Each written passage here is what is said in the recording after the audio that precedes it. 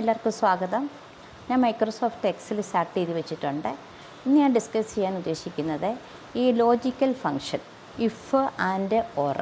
ഇത് നമ്മുടെ ഓഫീസിലായാലും അക്കൗണ്ട്സിൽ സ്കൂളുകളിലായാലും ഓഫീസുകളിലായാലും അക്കൗണ്ട്സ് ഡിപ്പാർട്ട്മെൻറ്റിലൊക്കെ നമുക്ക് ഏറ്റവും കൂടുതൽ യൂസ്ഫുള്ളായിട്ടുള്ള ഒരു ഫങ്ഷനാണ് ഈ ലോജിക്കൽ ഫങ്ഷൻ എന്ന് പറയുന്നത്. നമ്മൾ മൈക്രോസോഫ്റ്റ് എക്സൽ ഈ ഫോർമുല എടുത്തിട്ട് നമ്മളിവിടെ ലോജിക്കൽ എന്നുള്ളതൊന്ന് പ്രസ് ചെയ്ത് കഴിഞ്ഞാൽ ഇവിടെ ആൻഡ് ഉണ്ടോ, ആൻഡ്, ഫോൾസ്, ട്രൂ, ഇഫ്, ഇങ്ങനെ കുറേ നോട്ട്, ഇങ്ങനെ കുറേ ഫങ്ഷനുണ്ട്. ഇതെല്ലാം നമുക്ക് ലോജിക്കൽ ഫങ്ഷൻ എന്നാണ് പറയുന്നത്. ഇന്ന് ഞാൻ എടുക്കാൻ ഉദ്ദേശിക്കുന്നത് ആൻഡ്, പിന്നെ ഇഫ് ആൻഡ് ഓർ, ഈ 3 ഫങ്ഷനാണ് ഞാൻ ഇന്ന് എടുക്കാൻ ഉദ്ദേശിക്കുന്നത്. അത്ര വലിയ ഇൻട്രസ്റ്റിംഗ് ആയിട്ടുള്ള സബ്ജക്റ്റ് അല്ലെങ്കിലും വളരെ യൂസ്ഫുള്ളായിട്ടുള്ള ഒരു ഫങ്ഷനാണ് ഈ ലോജിക്കൽ ഫങ്ഷൻ എന്നുള്ളത്. അപ്പോൾ നമുക്കിത് എങ്ങനെയാണ് ചെയ്യുന്നത് നമുക്ക് നോക്കാം. ഞാൻ എക്സൽ സ്റ്റാർട്ട് ചെയ്ത് വെച്ചിട്ടുണ്ട്. ഇത് കണ്ടില്ലേ, മാർക്ക് ലിസ്റ്റ്. ഞാൻ ഇവിടെ മാർക്ക് ലിസ്റ്റ് ടൈപ്പ് അടിച്ചിട്ടുണ്ട്. ഇതൊരു മാർക്ക് ലിസ്റ്റാണ്. സ്റ്റുഡൻസിൻ്റെ പേരുണ്ട്, 3 സബ്ജക്റ്റ് ഉണ്ട്, 3 സബ്ജക്റ്റും പിന്നെ total 3 subject, maths, science, social. ബാക്കി ഞാൻ അടിച്ചിട്ടില്ല, നമുക്ക് അടിക്കാൻ എളുപ്പമായതുകൊണ്ട് ഞാൻ ഈ 3 സബ്ജക്റ്റ് മാത്രമേ അടിച്ചിട്ടുള്ളൂ. ടോട്ടല് ഇവിടെ കാണണം.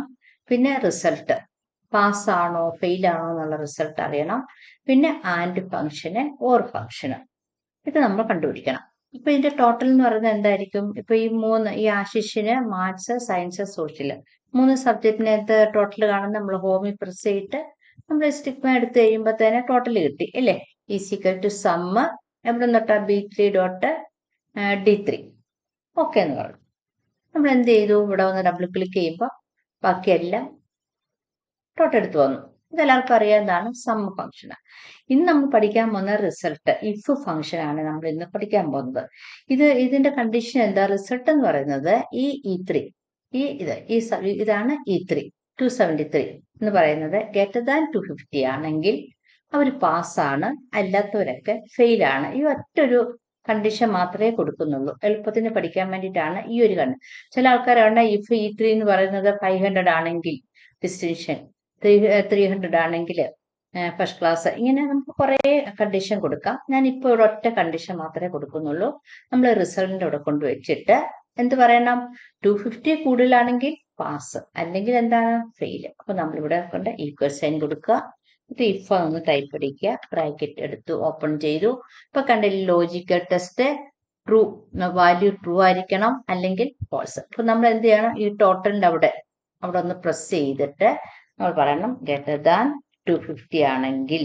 ഇപ്പൊ ഇത് ലോജിക്കൽ ടെസ്റ്റ് കഴിഞ്ഞു നമ്മുടെ ലോജിക്കൽ. എന്നിട്ട് ചോദിക്കണം എന്താണ് വേണ്ടത്? ആണെങ്കിൽ പാസ്സായിരിക്കണം, പാസ് എന്ന് ടൈപ്പ് അടിക്കുക, അല്ലെങ്കിൽ പാസ്സായിരിക്കണം.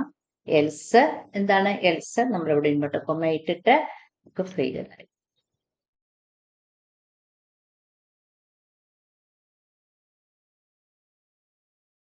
ഒരു ബ്രാക്കറ്റ് തുറന്നിട്ടുള്ളൂ ഒരു. അപ്പൊ ഇതാണ് ഇതിന്റെ കണ്ടീഷൻ. ഇഫ് E3 എന്ന് പറയുന്ന E3 എന്ന് പറയുന്നത് ഗ്രേറ്റർ ദാൻ 50 ആണെങ്കിൽ ഇൻവെർട്ടർ കൊമയ്ക്കകത്തുള്ളില് പാസ്, എൽസ് ഫെയിൽ. ഓക്കെ, നമ്മളൊന്ന് എൻ്റർ അടിച്ചു. എൻ്റർ അടിക്കുമ്പോൾ കണ്ടില്ലേ 250 കൂടുതലുള്ളവരാണ് ഇത്, അതുകൊണ്ട് പാസ്സായി. നമുക്കൊന്ന് കോപ്പി ചെയ്ത് നോക്കാം. ഇത് കണ്ടോ, ഇത് 175 ആണ്, അതുകൊണ്ട് ഇത് ഫെയിലായി. ഇതും 233 ആണ്, 250 ആണെങ്കിൽ മാത്രമേ പാസ്സാവത്തുള്ളൂ. ഇങ്ങനെ നമ്മൾ ഇഫ് ഫംഗ്ഷൻ വെച്ചിട്ട് നമ്മൾ ഇതിന്റെ റിസൾട്ട്, ഇപ്പൊ നമുക്ക് 4 കുട്ടികളായതുകൊണ്ട് എളുപ്പം കണ്ടുപിടിക്കാൻ പറ്റും. ഇപ്പൊ ഒരു 6,000 സ്റ്റുഡൻസ് ഉള്ള ഒരു സ്കൂളാണെന്നുണ്ടെങ്കിൽ നമ്മൾ ഈ ഒരൊറ്റ ഇക്വേഷൻ വെച്ചിട്ട് നമുക്ക് എല്ലാ കുട്ടികളും പാസ്സായോ ഫെയിലായോ എന്ന് അറിയാൻ പറ്റും.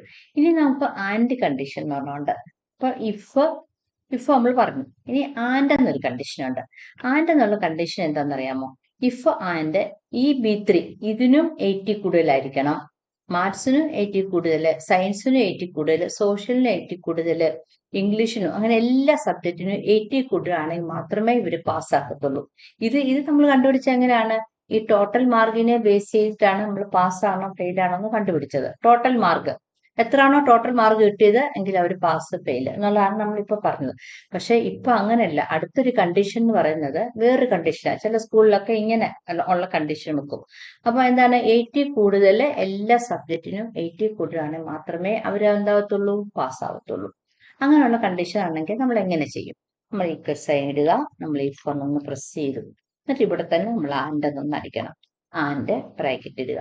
എന്നിട്ട് ഏതാണ് ഇത്? ഈ B3 85 അല്ലെ? ഈ B3 ഗ്രേറ്റർ ദാൻ എന്തായിരിക്കണം?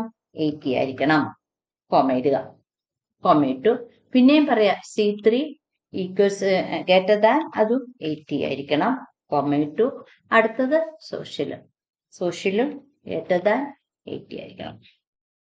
80 ആണെങ്കിൽ ബ്രാക്കറ്റ് ക്ലോസ് ചെയ്തിട്ട് ഈ കോമ ഇട്ടിട്ട് നമ്മൾ എന്താണ് ഇൻവെർട്ടർ കോമയ്ക്കകത്തുള്ളില് പാസ് അടിക്കുക, ഒരു കോമ ഇടുക, എൽസ്. പിന്നെ നമ്മളൊരു ഇൻവെർട്ടർ കോമ ഇട്ടിട്ട് എന്താണ് ഫെയിൽ. ഇൻവെർട്ടർ കോമ ക്ലോസ് ചെയ്യുക. അപ്പൊ എന്താണ്? ഇഫിന്റെ കൂടെ നമ്മൾ എന്തിട്ടു? ആൻഡിനും കൂടെ ഇട്ടു. ഇഫിന്റെ കൂടെ ആൻഡ് ഇട്ടിട്ട് ഓരോ സബ്ജക്റ്റും ഗ്രേറ്റർ ദാൻ 80 ആണ്. C3 ഇത് C3 ഗ്രേറ്റർ ദാൻ 80 ആണ്. D3 എന്ന് പറയുന്നത് ഗ്രേറ്റർ ദാൻ 80 ആണെങ്കിൽ ഇവിടെ കോമ ഇട്ടിട്ട് പാസ്, എൽസ്, ഫെയിൽ. നമ്മളൊന്ന് രണ്ടടിച്ച് നോക്കാം. അപ്പം ഇവര് പാസ്സായി. എല്ലാത്തിനും 80 കൂടുതൽ മാർക്കുണ്ട്. ഓക്കെ, അപ്പൊ ഏതെങ്കിലും ഒരെണ്ണം നമുക്ക് നോക്കാം. ഇല്ലാത്ത ഏതെങ്കിലും ഒരെണ്ണം നമുക്ക് ട്രാക്ക് ചെയ്തപ്പോ ഇത് ഫെയില. ഇതിന് 80 കൂടുതലില്ല. ഉണ്ടോ? ഇത് രണ്ടെണ്ണം 80 ഉണ്ട്, 80 കൂടുതലുണ്ട്. പക്ഷെ ഇതിന് 80 കൂടുതലില്ല. അതുകൊണ്ട് എന്താണ്? ഇത് ഫെയിലായി. ഇങ്ങനെ ചെയ്യുന്നതിനാണ് ആൻഡ് ഫംഗ്ഷൻ. 3 സബ്ജക്റ്റും എന്താണ്? ഈ 3 ഇത് ട്രൂ ആയിരിക്കണം. അപ്പം ഇത് 80 കൂടെ ആയിരിക്കണം, 80 കൂടെ അങ്ങനെ മാത്രമേ പാസ് ഫെയിൽ വരൂ. ഇനി അടുത്ത ഓർ ഫംഗ്ഷൻ ഉണ്ട്. ഓർ എന്ന് പറഞ്ഞാൽ ഏതെങ്കിലും ഒരെണ്ണത്തിന് 80 ആയി കഴിഞ്ഞാല് നമുക്ക് പാസ്സാക്കും. അപ്പൊ എന്താ? ഈ B3 എന്ന് പറയുന്ന 80 കൂടുതലായിരിക്കണം, C3 എന്ന് പറയുന്ന 80 കൂടുതലായിരിക്കണം, D3 എന്ന് പറയുന്നത് 80 കൂടുതൽ, എങ്കിലും അവര് പാസ് ഫെയിൽ. ഒരെണ്ണത്തിന് മാത്രം നമ്മൾ പാസ്സായാലും കുഴപ്പമില്ല. അപ്പൊ എന്ത് ചെയ്യണം? ഈക്വൽ ടു ഇഫ് ബ്രാക്കറ്റ് ഇടുക, ഓർ എന്നൊരു ഫംഗ്ഷൻ നമ്മൾ ടൈപ്പ് അടിക്കുക, ബ്രാക്കറ്റ് ഇടുക, എന്നിട്ട് ഇതെടുക്കണം. ബ്രാക്കറ്റ് ഇട്ടിട്ട് ഇത് B3 ഗ്രേറ്റർ ദാൻ 80 ആണെങ്കിൽ, ഇൻവെർട്ടർ കോമയ്ക്കകത്ത് 80 ആണെങ്കിൽ പിന്നെ നമ്മൾ പറയണം അടുത്ത സബ്ജക്റ്റ് ഇത് ഗ്രേറ്റർ ദാൻ 80 ആണെങ്കിൽ 80 എന്നിട്ട് കോമ ഇടുക. എന്നിട്ടും പറയണം എന്താണ്? D3 ഗ്രേറ്റർ ദാൻ 80 ആണെങ്കിൽ, എന്നിട്ട് ബ്രാക്കറ്റ് ക്ലോസ് ചെയ്യുക. അപ്പൊ ഈ ഓറിന്റെ ബ്രാക്കറ്റ് അവിടെ ക്ലോസ് ചെയ്യുക കേട്ടോ. എന്നിട്ട് കോമ ഇട്ടിട്ട് എന്താണ്? ഇൻവെർട്ടർ കോമയ്ക്കകത്തുള്ളില് എന്താണ്? പാസ്, എൽസ് എന്താണ്? ഫെയിൽ അടിച്ചു. ഒരു ബ്രാക്കറ്റ് ക്ലോസ് ചെയ്തു. എന്തുകൊണ്ടാണ്? നമ്മൾ ഇവിടെ ഈ ഇഫിന് ഇത് ബ്രാക്കറ്റ് ആണോ? അപ്പം എന്നിട്ട് എടുത്തിട്ട് എൻഡടിക്കുക. എൻഡടിക്കുമ്പോൾ പാസ് വന്ന് നോക്കാമല്ലോ. മുമ്പ് 2 പേര് ഫെയിൽ ആയിട്ടുണ്ട്. അവർ വേണമെന്നുണ്ടെങ്കിൽ ഇപ്പൊ അവർ പാസ്സാകും. എന്തുകൊണ്ടാണ്? ഇതിനകത്ത് ഒരെണ്ണം ഉണ്ടോ 95, ഈ ഒരെണ്ണത്തിന് 35 എങ്കിലും അവരെന്തായി? പാസ്സായി. ഇങ്ങനെ പറയുന്നതിനാണ് എന്താണ്? ഇത് ഇഫ് ഫംഗ്ഷൻ, ഇത് ആൻഡ് ഫംഗ്ഷൻ, ഇത് നമുക്ക് ഓർ. മനസ്സിലായല്ലോ? മൈക്രോസോഫ്റ്റ് എക്സൽ എന്ന് പറയുന്നത് ഒഫീഷ്യലായിട്ടുള്ള ആൾക്കാർക്ക് വളരെ ഇമ്പോർട്ടന്റ് ആണ്. ഈ മൈക്രോസോഫ്റ്റ് എക്സലിന്റെ ഒരു അറിവെന്ന് പറയുന്നത്. അപ്പൊ ഇത് നമ്മൾ ഈ ഇഫ് ആൻഡ് ഓർ ഫംഗ്ഷനൊക്കെ നമ്മുടെ കമ്പനിയിലൊക്കെ ഒരുപാട് ഉപയോഗിക്കാറുണ്ട്. ഇതൊക്കെ എങ്ങനെയാണ് യൂസ്ഫുൾ ആക്കുന്നത്? അക്കൗണ്ട്സ് ഡിപ്പാർട്ട്മെന്റിലെ ഒഫീഷ്യലായിട്ടുള്ള ഇതിനൊക്കെ എങ്ങനെയാണ് ഈ ഇഫ് ആൻഡ് ഓർ ഫംഗ്ഷൻ നമ്മൾ യൂസ്ഫുൾ ആക്കുന്നത്? ഇതെങ്ങനെയാണ് നമുക്ക് അവിടെ നമ്മൾ ഇത് ചെയ്യുന്നതെന്ന് ഇപ്പൊ നിങ്ങൾ വിചാരിക്കും. അതിന് വേണ്ടിയിട്ട് ഞാൻ ഇവിടെ ഒരു ഡേറ്റ ഷീറ്റ് ഫയൽ സ്റ്റാർട്ട് ചെയ്തിട്ടുണ്ട്. ഇത് നമ്മൾ ഓഫീസിലൊക്കെ ഉപയോഗിക്കുന്ന ഒരു ഡേറ്റ ഷീറ്റാണ്. അതിന്റെ പേരാണ് ഡേറ്റ മാനേജ്മെന്റ് സിസ്റ്റം എന്ന് പറയുന്ന ഒരു ഡേറ്റ ഷീറ്റ്. നമ്മൾ ഓഫീസിലൊക്കെ ഉപയോഗിക്കുന്ന ഒരു ഡേറ്റ ഷീറ്റാണ്. അപ്പൊ ഇത് ഇവിടെ നമുക്ക് എങ്ങനെയാണ് ഇഫ് ഉപയോഗിക്കുന്നത് എന്ന് നമുക്ക് നോക്കാം. അപ്പൊ ആദ്യം നമ്മൾ എംപ്ലോയിയുടെ പേരൊക്കെ അടിച്ചിട്ടുണ്ട്. Department, sales department, marketing department, accounts department, കുറേ ഡിപ്പാർട്ട്മെന്റ് ഉണ്ട് നമുക്ക്. അപ്പൊ അതിന്റെ ബേസിക് സാലറി ഞാൻ ഇവിടെ കൊടുത്തിട്ടുണ്ട്. HR house rent allowance. House rent allowance എന്ന് പറഞ്ഞു കഴിഞ്ഞാൽ എല്ലാവർക്കും നമുക്ക് ഹൗസ് റെന്റ് അലവൻസ് ഇല്ല. House rent allowance high post ഉള്ള ആൾക്കാർക്ക് മാത്രമേ എന്തുള്ളൂ ഹൗസ് റെന്റ് അലവൻസ് ഉള്ളൂ. പക്ഷെ അതിനും ഒരു ക്രൈറ്റീരിയ ഉണ്ട്. എന്താണ്? 50% കൂടുതലുള്ളവർക്ക് 10% ആണ് ഹൗസ് റെന്റ് അലവൻസ്. പിന്നെ എന്താ 30,000 കൂടെ ഉള്ളവർക്ക് 5%, അല്ലാത്തവർക്കൊക്കെ 0 ആണ് ഓഫ് ബേസിക് സാലറിയുടെ.